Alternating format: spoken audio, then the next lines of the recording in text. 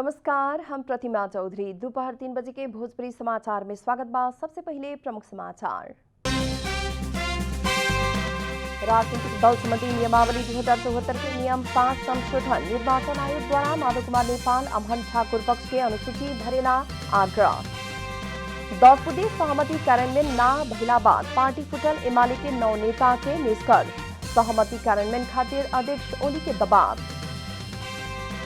काठमाडौँ महानगरपालिका द्वारा उपत्यका के फुहर नाव धोला बाद दुर्गंध फैलल। फुहर के कारण औरी संक्रमण फैले के संभावना। भूतपूर्व गोरखा सैनिक सबके मांग आ सरकार के बारे में दीर्घकालीन समाधान खोजेला बेलायत सरकार सहमत। गोरखाली सब द्वारा दोनों सरकार के धन्यवाद।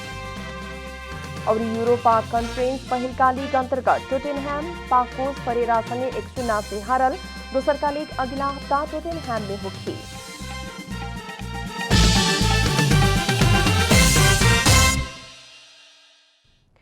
आप पूरा समाचार। निर्वाचन आयोग माधव कुमार नेपाल अमन ठाकुर पक्ष के राजनीतिक दल संबंधी नियमावली 2074 के संशोधित नियमावली मुताबिक अनुसूची भरेला आग्रह कैले बा। बुध के नेपाल समूह द्वारा नेकपा एमाले समाजवादी अमन ठाकुर द्वारा जनता समाजवादी पार्टी नेपाल लोकतांत्रिक दल दर्ता खातिर आयोग में निवेदन देहल गेल रहे। आयोग से दोनों दल दर्ता खातिर निवेदन देहल नेता सबके अनुसूची अनुरूप के फारम उपलब्ध करावल आयोग के प्रवक्ता राजकुमार श्रेष्ठ जानकारी दिले बानी। संशोधित नियमावली अनुरूप के फारम उपलब्ध करावल आ अनुसूची में उल्लेख विषय वस्तु भर के अला बाद राजनीतिक दल दर्ता खातिर शनाखत शुरू होखे के प्रवक्ता श्रेष्ठ जानकारी देहने। अध्यादेश अनुरूप आयोग से बीएफए के राजनीतिक दल संबंधी नियमावली 2074 के नियम 5 में संशोधन करके कार्यविधि तैयार करके जरूरी संपादन सहित राजपत्र में प्रकाशित करेला कानून न्याय तथा संसदीय व्यवस्था मंत्रालय में बिठावल प्रवक्ता श्रेष्ठ बतौनी है। प्रवक्ता श्रेष्ठ के मुताबिक मंत्रालय से आवश्यक संपादन के बाद राजपत्र में सूचना प्रकाशित करके सुख के उहे कार्यविधि अनुरूप के फारम भरे के कहत आयोग से दल दर्ता खातिर निवेदन देहल नेपाल पक्ष आ ठाकुर पक्ष के उपलब्ध करावल गेल है।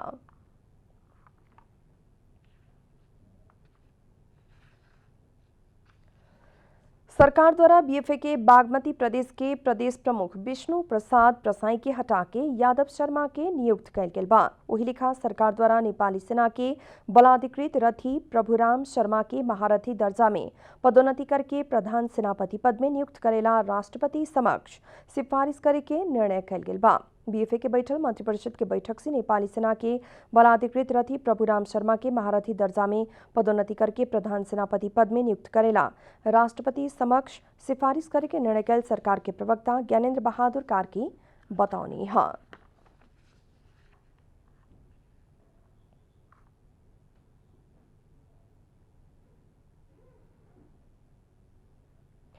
वही लेखा बैठक से भादो 7 गते सोमवार के दिन पड़े वाला गाई जात्रा में उपत्यका में सार्वजनिक छुट्टी संगी देश भर के निवार समुदाय खातिर भी सार्वजनिक छुट्टी देवे के निर्णय कैल गेल बा। वही लेखा भादो 14 गते श्री कृष्ण जन्माष्टमी पबनी में सार्वजनिक छुट्टी देवे के निर्णय भी कैल गेल प्रवक्ता कार्की जानकारी देहने। मंत्रिपरिषद बैठक द्वारा काठमाडौँ तराई मधेस रुटमार्ग आयोजना खातिर आवश्यक रहल विभिन्न सहायक संरचना सबके निर्माण करे खातिर मकवानपुर जिला के काल भैरव सामुदायिक वन आ गौरीशंकर सामुदायिक वन में 5.22 हेक्टेयर थप वन क्षेत्र प्रयोग करेला आ उहाँ रहल गाछी सब हटावेला स्वीकृति देवे के निर्णय भी कैल गेल बा। वही लेखा सहसचिव डिलीराम शर्मा के विशिष्ट श्रेणी में बढ़ुआ कैल आ नेपाल टेलीविजन के कार्यकारी अध्यक्ष डॉक्टर महेंद्र बिष्ट से देहल राजीनामा स्वीकृत करे के निर्णय कैल सरकार के प्रवक्ता कार्की बताउनी है। वही लेखा मंत्रिपरिषद से सिंचाई आ ऊर्जा मंत्रालय के कुछ वरिष्ठ इंजीनियर सबके द्वितीय श्रेणी से प्रथम श्रेणी में बढ़ुआ कैल गेल भी उहाँ के जानकारी देहने। माधव नेपाल पक्ष के 14 जने सांसद के कार्यवाही करेला नेकपा एमाले द्वारा सभामुख अग्नि प्रसाद सापकोटा के गंभीर ध्यानाकर्षण करावल गेल बा। बीएफए के सभामुख सिंह दरबार में सभामुख सापकोटा के भेंट करके नेकपा एमाले के सांसद सबसे नेकपा एमाले समाजवादी दल दर्ता खातिर निर्वाचन आयोग में निवेदन देहल माधव कुमार नेपाल पक्ष के 14 जने सांसद के तत्काल कार्यवाही करेला मांग कल गेल है। सभामुख सापकोटाके भेटैला बाद संचारकर्मीसँगैको संक्षिप्त बातचीत में नेकपा एमाले के नेता विशाल भट्टराई सभामुख सापकोटा से तत्काल कार्यवाही करेम कहवाला आश्वासन दिहल बताउनी है। नेता भट्टराई अन्य दल के नेता के तत्काल कार्यवाही कैला पर भी 72 घंटा बीते लगला पर भी नेकपा एमाले से कार्यवाही करे के पठावल 14 जने नेता के कार्यवाही करेला विलम्ब कर रहल भी बताउनी है। विश्वासको मत लिन खोज्दाखेरि विश्वासको मत नदिएर व्हिप उल्लङ्घन गर्ने 14 जनालाई हामीले पार्टीबाट दल त्याग गरेको सूचना दिएका थियौं र त्यो सूचना भदौ 1 गते 4:20 जाँदाखेरि दर्ता भएको थियो। अहिले यो 72 घण्टा पुग्न लागेको स्थिति छ। छिटोभन्दा छिटो म गर्छु भनेर उहाँले आश्वासन दिनुभएको छ। म शीघ्र टुङ्ग्याउँछु भनेर भन्नुभएको कारणले अहिले हामीले चाहिँ यो संवादलाई अहिले टुङ्ग्याएका छौं। उहाँ के नेपाल पक्ष के दल दर्ता बाद ही सभामुख से कार्यवाही करेम कहवाला सोचला पर भी नेकपा एमाले चुप लाग के ना रहे के चेतावनी भी देहनी है। नेकपा एमाले के 9 जने नेता से 10 बुधे सहमति कार्यान्वयन ना भइला से पार्टी फुटल निष्कर्ष निकालल गइल बा। बीएफए के राज संयुक्त विज्ञप्ति जारी करत 9 जने नेता लोग 10 बुधे सहमति कार्यान्वयन ना भइला से पार्टी फुटल बताउनी है।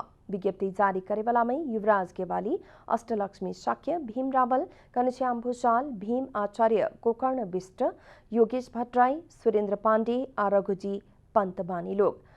दोनों पक्ष के कार्यदल के नेता सबसे सिफारिश कैल 10 बुधे प्रस्ताव एकता के मजबूत आधार रहल बतावत उ लोग से प्रस्ताव कार्यान्वयन खातिर करे ना सकला बाद पार्टी ई अवस्था में पुगल भी बतावल गइल बा।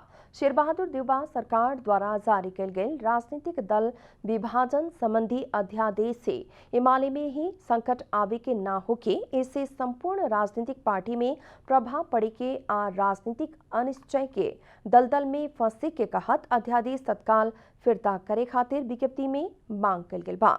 विज्ञप्ति में माधव नेपाल पक्ष के 14 जने सांसद ऊपर कैल गेल कार्यवाही तत्काल फिरता लेवेला भी मांग कैल गेल बा। नेता लोग से विज्ञप्ति में अध्यादेश के बाद विभाजन भइल पार्टी एकता खातिर संभव होखे तक सक्रिय होके लागे पड़े के प्रतिबद्धता भी जनावल गेल बा। काठमाडौँ महानगर पालिका आज से 40 बरस आ ओ से ऊपर के उम्र समूह 18 बरस पूरा भइल कक्षा 11 अब 12 के विश्वविद्यालय विद्यार्थी के भेरोसेल के पहल का मात्रा देवे के शुरू कैले बा।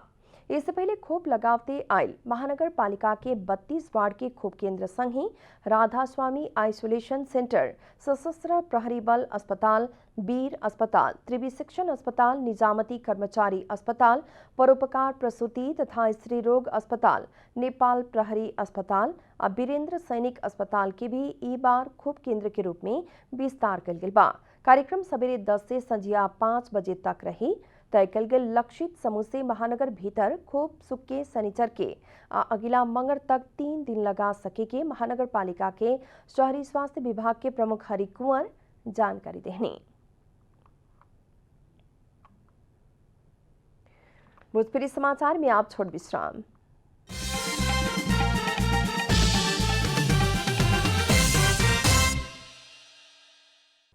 भोजपुरी समाचार में अब बाकी समाचार। काठमाडौँ महानगर पालिका उपत्यका के फुहर ना उठेला बाद दुर्गंध फैले के शुरू हो गई बा। बरखा के चलते रास्ता बिगड़ला बाद फुहर उठावे के काम अवरुद्ध भइला से गली गली में जमा भइल फुहर के कारण दुर्गंध फैले लागल बाटे।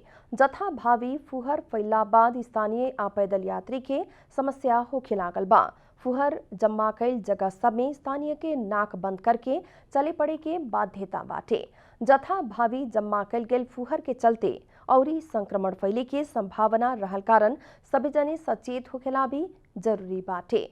फुहर के दुर्गंध के चलते घर भीतर रहे के अवस्था भी नइखे। फुहर विसर्जन होते आयल स्थान नुआकोट के सिस्टोल में बरखा के कारण सड़क बिगड़ला बाद उपत्यका के फुहर उठावे ना सकल काठमाडौँ महानगर पालिका के कहना बाटे।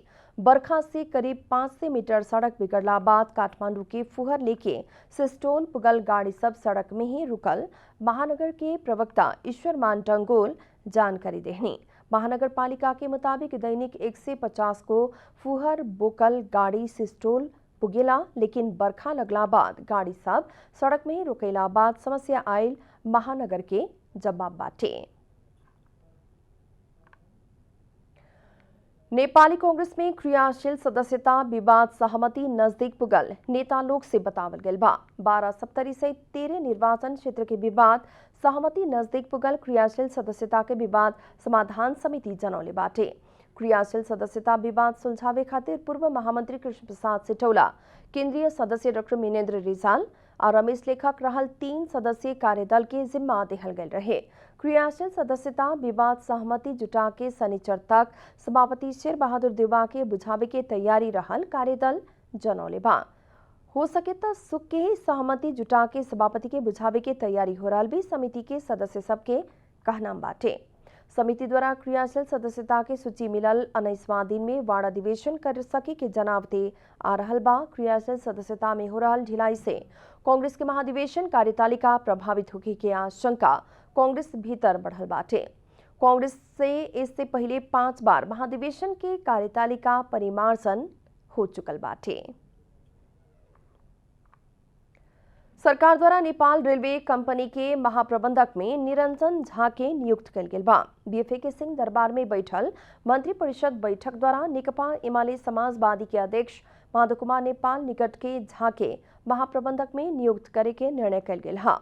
पूर्व महाप्रबंधक गुरु भट्टराई द्वारा पद से राजीनामा देला बाद रिक्त पद में झा के नियुक्त कल गेल हा। नेता नेपाल द्वारा एमाले समाजवादी गठन करेला निर्वाचन आयोग में निवेदन देहला संग ही सरकार द्वारा नेपाल पक्ष के राजनीतिक नियुक्ति देवे के शुरू कल गेल बा।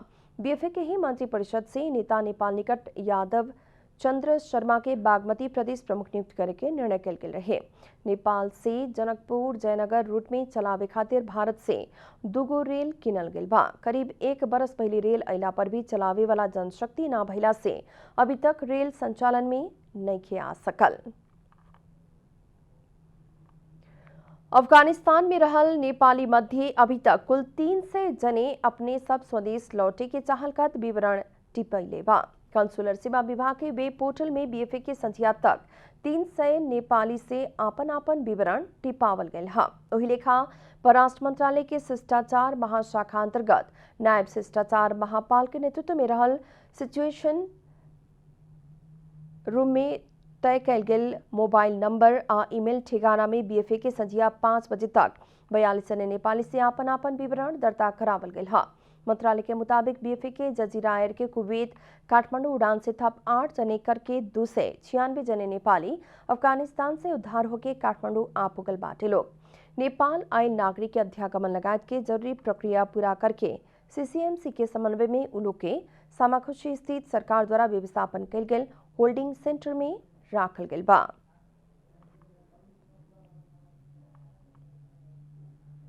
अब आर्थिक समाचार।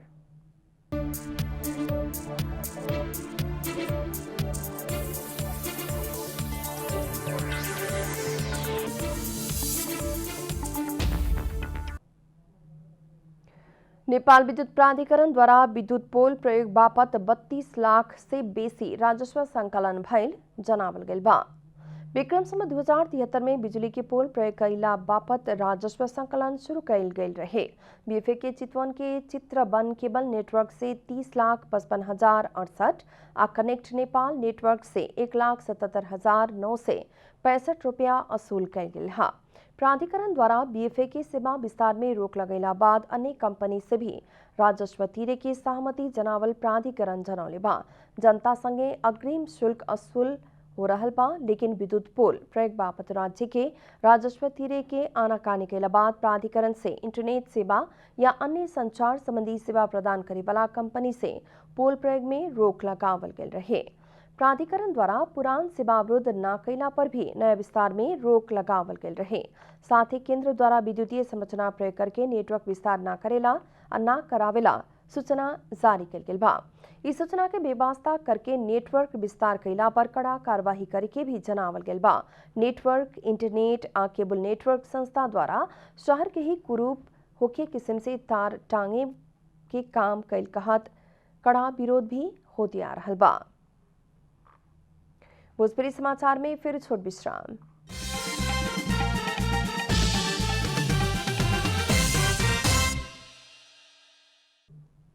भोजपुरी समाचार में अब अंतर्राष्ट्रीय समाचार।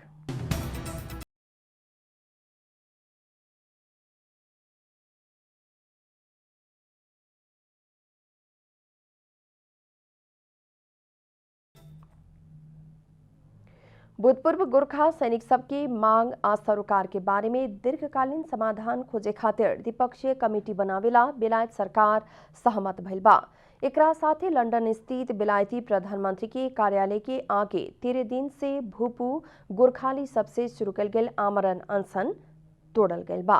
समानता की मांग करत ज्ञानराज राय, पुष्पा घले आ धन गुरुङ 7 अगस्त से अनशन में रहे लोग। बीएफए के बेलायती रक्षा मंत्री लियो डोचर्डी खुद अनशन स्थल में पुगल रहने वहां के दीर्घकालीन समाधान खोजेला द्विपक्षीय कमेटी बनावेला भी प्रतिबद्धता जनौले बानी।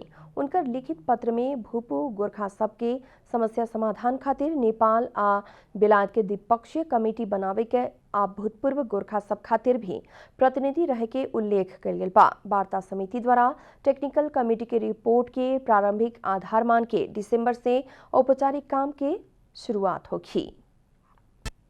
आप खेलकूद समाचार।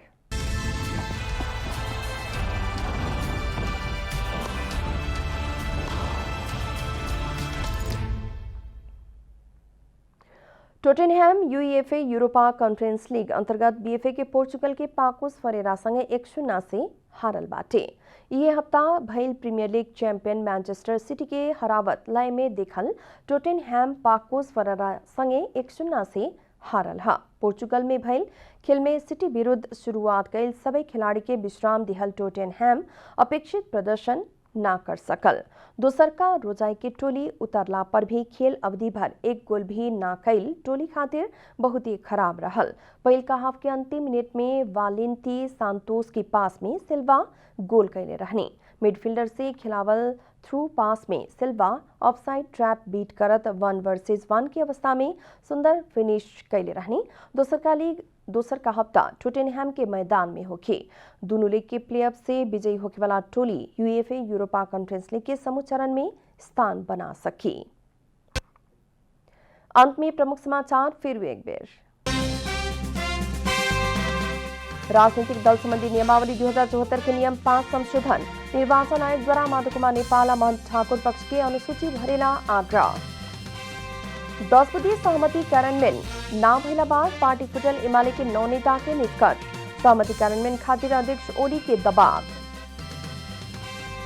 काठमाडौँ महानगरपालिका द्वारा उपत्यका के फुहर ना उठौला बाद दुर्गंध फैलल।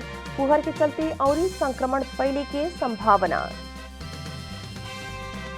भूतपूर्व गोरखा सैनिक सबकी मांग आ सरोकार के बारे में दीर्घकालीन समाधान खोजेला बेलायत सरकार सहमत। गोरखाली सब द्वारा दोनों सरकार के धन्यवाद। और यूरोपा कॉन्फ्रेंस पहिलका लीग अंतर्गत टोटेनहैम पाकोस फरेरा संगे 1-0 से हारल। दूसर का लीग अगला हफ्ता टोटेनहैम के मैदान में होगी।